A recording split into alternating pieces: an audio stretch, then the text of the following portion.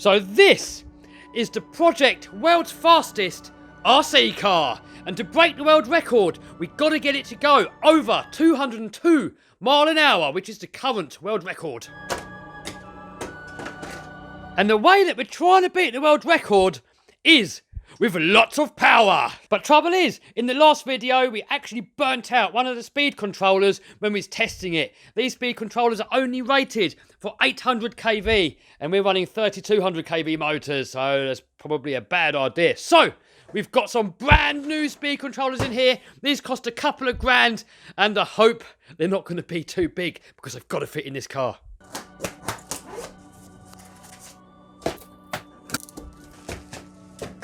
Alright, here we go. Here's the goodness. Oh my god. How on earth is this going to fit? Guys, this is ginormous. These can do 15S lipos. And we got 2 of them. So that's 30S. And a lot of you guys have been giving me grief, saying, no, you cannot call it 30S, you can only call it 15S, because one ESC is 15S, and the other ESC is 15S, they're not in series, you can't call it 30S. But, if you look at these lipos here, these are 4S 2P, so a 4S pack has actually got 8 cells inside it. So I can actually call it a 60-cell RC car.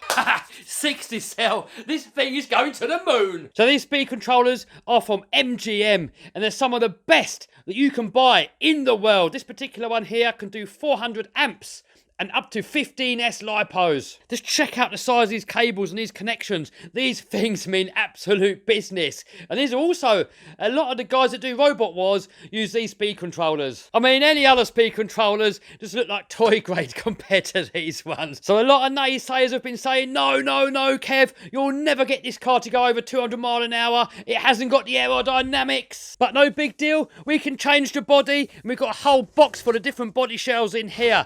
These have been sent to me from Delta Plastics. And also, if you want to know where we can get these speed controllers from and everything else that is in this build, there's going to be a link to all of that lot down below. Other people have been saying, no, the tyres are never going to hold up. But guys, we can change the tyres. We can make our own wheels and tyres. Other people said it's too short, but that's no big deal. We can make it longer. Other people said, no, it's going to be way too heavy. I think the weight is going to be good. It's going to help keep it down on the floor. So guys, this whole project is not going to happen overnight. It's going to be an ongoing project. We're going to test it, modify it, get some results, test it again, and we're going to keep going until we crack the 200 mile an hour speed limit. Anything that holds it back, we can change it, guys. I'm not expecting to break it on the first go. It's probably going to take a few attempts, and we're probably going to smash it up a few times trying. So the dude that currently has the world record emailed me and kindly offered to help with the project. So Nick, thanks mate, but I've kind of got my own ideas. I want to go about it my own way. I want to use more power. What do you call that piddly little thing in there?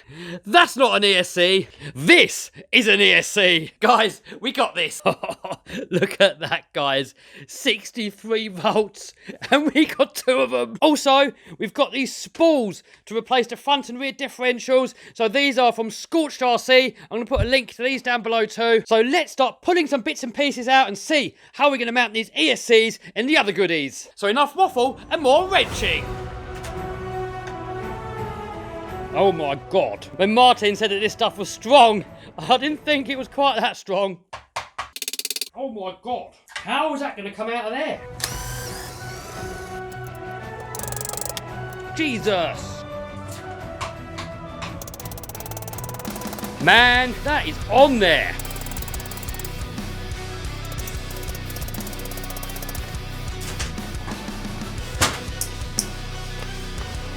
Yes, I'm sure we can make the new ones fit. So just looking at it, originally I was planning to mount it just here, just in front of the battery box. Move the receiver, put the receiver up here, same with the servo, put the servo there. But looking at it again, I think I might do it slightly differently, because it's only missing a tiny bit of space, look. And this battery compartment doesn't need to be that long. This is my longest lipo, look. I'm probably not going to be using these. I'm probably going to be using something like these, or these ones here, which are a lot shorter. So I've got that much extra room to play with the ESC. The lipos is what's going to weigh it down the most. So my thinking is to stop the front lifting, is to get as much weight as possible on the front. And also like a dart all the weight is at the front, and that way it flies straight. And then the dart's also got these fins on the back to keep it straight as well. So I think it's going to be better to do it that way. And mount the ESCs right at the back. And it's also going to make it better in a crash, because say we do crash it really hard, all the weight's going to be at the front.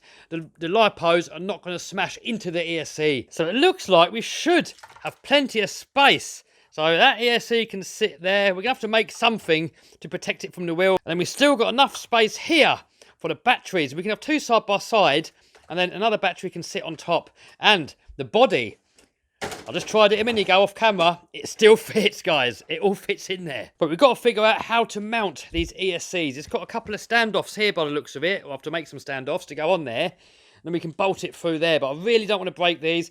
I need some sort of a protection on there in case we crash. Because trying 200 mile an hour, things are going to go wrong. And I don't want to bust these every time it goes wrong. Side guard wise, I don't think I can use the ones that I made before, because these bolt on the side like this and they're kind of held on by the battery box. But I'm taking the battery box off and not using it, and I'm going to make my own battery box. So I'm thinking, what about if we just cut a whole new piece of plastic and just put it under the whole underside of the car? Because in that way, you can cover up these motors here. We can mould it in to fit these shapes here. All this lot here can get covered up.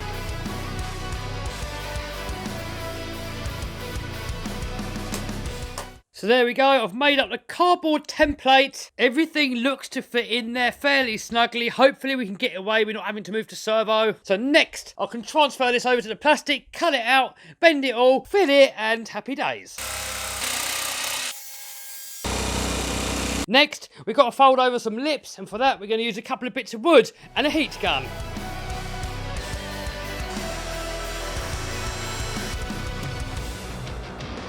Beautiful. So we're going to have to bolt it onto the chassis, and then we're going to get the heat gun out, heat this portion up here, and just try and form it to the same shape as this part here, the chassis. But guys, this should really help the airflow compared to this monstrosity. So the idea of these two pieces here is that I may in the future think about making some inner wheel arches, inner wheel wells, and these will give it a perfect place to bolt them onto. At least there's one advantage of soft armour chassis metal.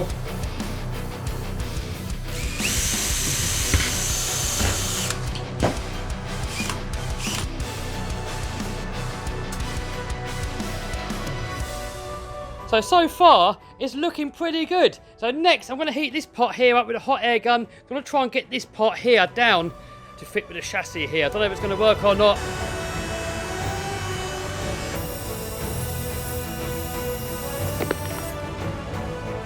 Haha, get in there, a little bit more. It's not perfect, but it's not bad. I'll tell you what would have probably worked if we had an old chassis that we could have used as a mould to kind of press in there.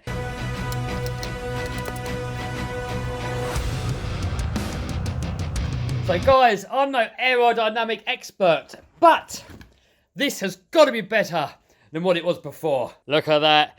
Just about enough space for the batteries and the ESC. So next, we've got to mount the ESC, and I've been speaking with MGM about the safest way of mounting these, because with the speeds we're planning on going with this, a crash is highly likely, and I do not want to destroy these ESCs. So they've got the mounting points here, we can mount the standoffs, but they said a much more secure way of mounting it is by using these holes here on the heat sink. So I think we're going to make a little cradle, bolt it onto that, bolt that onto the chassis, boom, boom, boom.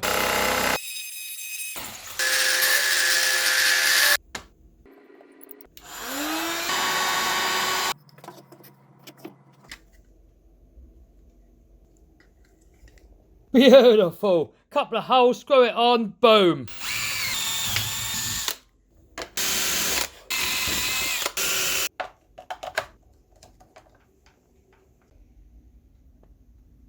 So on the end of the ESC here, we've got the switch. Now I'm going to remove this because it's only going to get in the way, and I think it's unnecessary because I'd rather just plug it in and it's on. I don't really see any reason for a switch. But I'm not sure if with the switch off it's even going to work. So if it doesn't work, we'll just join this terminal to this terminal and it should be permanently on.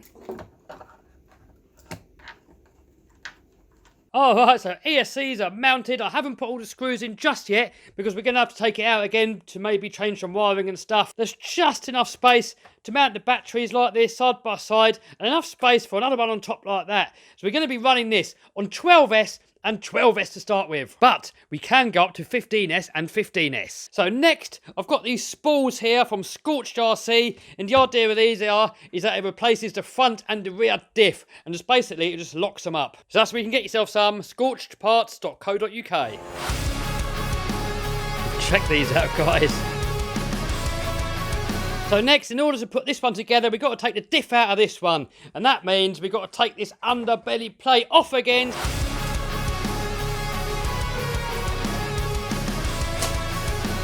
I tell you what, guys, having to take this on and off every single time makes it a massive pain in the butt to work on. So I don't know what other way there is to do it. I don't know, maybe drill some holes through here so I can get to screws inside. I don't know, guys. If anybody's got any ideas how we can do it better, let me know. I suppose one solution would be just to make a whole completely brand new chassis just out of one piece.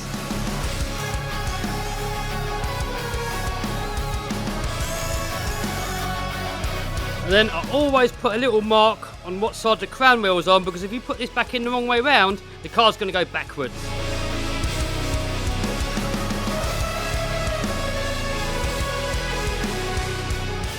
So people always ask me what these tips are here. These are called RC Power Tool tips, and the ones that I've always been using are these ones here, but you cannot get them anymore. But I've got some here made by RJX, and if you want to know where you can get these ones from, there's going to be a link to these down below. And we don't want this shaft here to come loose, so I'm going to put a bit of stud lock on the outside of it.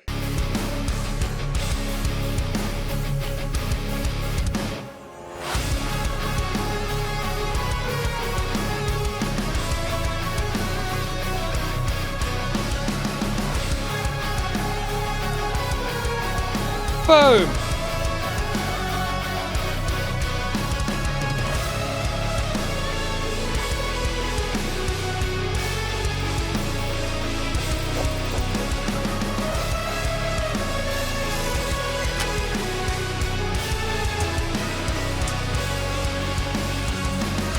Beautiful!